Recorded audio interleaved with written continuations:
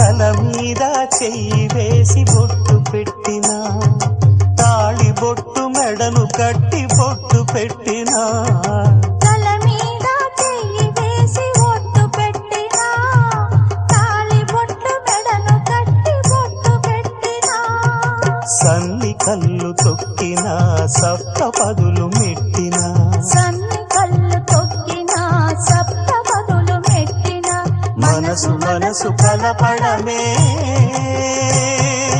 మంత్రం పరమార్థం. శ్రీరస్తు శుభమస్తు, శ్రీరస్తు శుభమస్తు. శ్రీకారం చుట్టుకుంది పెళ్లి పుస్తకం, ఇక